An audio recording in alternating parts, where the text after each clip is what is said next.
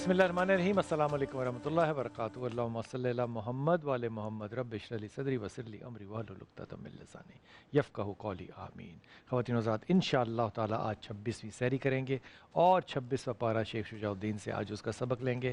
उसकी इंतहाई मुख्तसर जो समरी है, जिसे कहते हैं खुलासा कुरान, वो आपके सामने पेश खिदमत है। इसमें 1 2 3 4 5 6 सूरतें हैं और 6 सूरतें जो है सूरह हक़ाफ़ है, सूरह मोहम्मद है, सूरह फ़तह है, सूरह अल हुजुरात है, सूरह काफ़ है और सूरह ज़यारात है। अब सबसे पहले तो इसमें कौम आद और समूद का ज़िक्र किया गया है और वो बड़ा लंबा है। हज़रत हूद अलैहिस्सलाम की कौम को ठंडी हवाओं से किस तरह तबाह किया गया, क्योंकि वो अपनी बनाई हुई इमारतों पे बड़ा फ़ख्र करते थे। मुशरिकीन के एतराज़ात हैं और फिर इसमें 2 नमूने पेश किए गए हैं कि अगर एक ही बाप के 2 बेटे हों, एक ईमान वाला हो और एक ईमान के बग़ैर हो। ठंडी हवाओं से ज़िक्र करने के बाद कि कौम को किस तरह ठंडी हवाएं भी आग की तरह तबाह कर सकती हैं। आखिर में इस पहली सूरह में मोहम्मद रसूल पाक सल्लल्लाहु अलैहि वसल्लम को सब्र का हुक्म दिया गया है। जहाँ अल्लाह सब्र का हुक्म रसूलों को दे रहा है, नबियों को दे रहा है, वहाँ मैं और आप किस खेत की मूली हैं। फिर उसके बाद ये कुरान हकीम पे मोहम्मद, सूरह मोहम्मद जो है वो इसलिए नाज़िल हुई क्योंकि इसमें आका सलाम का इसमें ग्रामी इस्तेमाल हुआ। 4 सूरतों के अंदर मोहम्मद का नाम इस्तेमाल और 1 सूरह के अंदर अहमद का नाम जो है वो इस्तेमाल हुआ। इस सूरह के अंदर मौजू जो है वो कत्ताल है, यानी कि जहाद की आखिरी हद, जिसमें कि आप कत्ताल का काम करते हैं। काफिर और मोमिनीन का फ़र्क बताया गया है। जंगी कैदियों के भी हुकूक और उनके अहकामात को वाज़ह किया गया। फिर ग़ुलाम, क्योंकि उस ज़माने में बड़े कॉमन थे, उनके हकूक़ के ऊपर बात किया गया।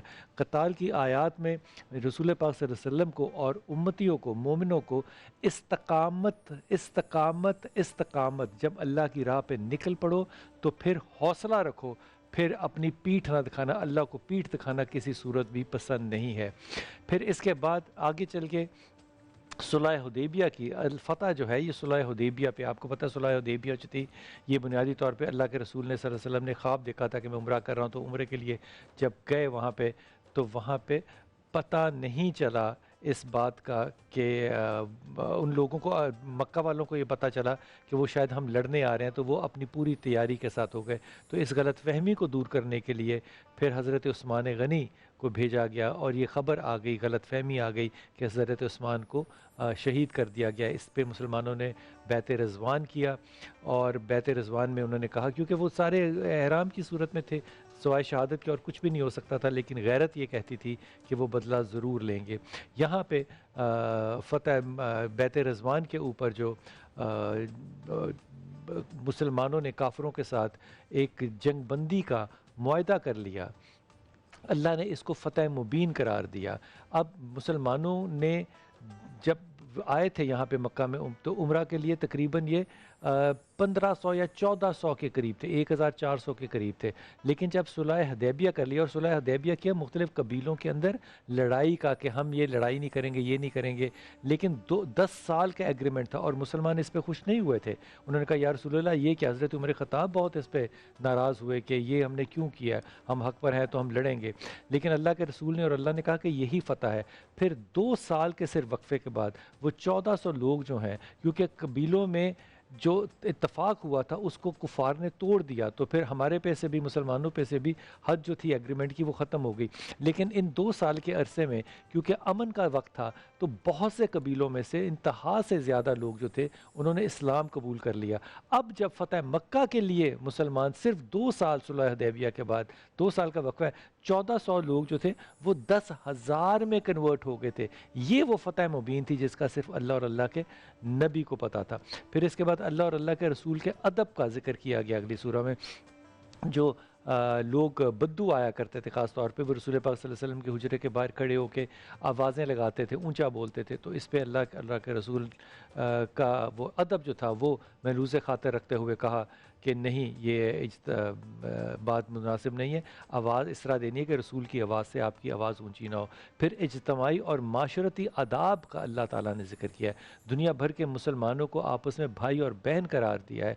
माशरती ख़राबियाँ जो हैं उनकी आपस में जो तकरार है वो की है, और आपस में ताल्लुकात की जो ख़राबी होती है लोगों की, अल्लाह ताला कहते हैं कि ये हराम खाने और शिरक करने की वजह से होती है।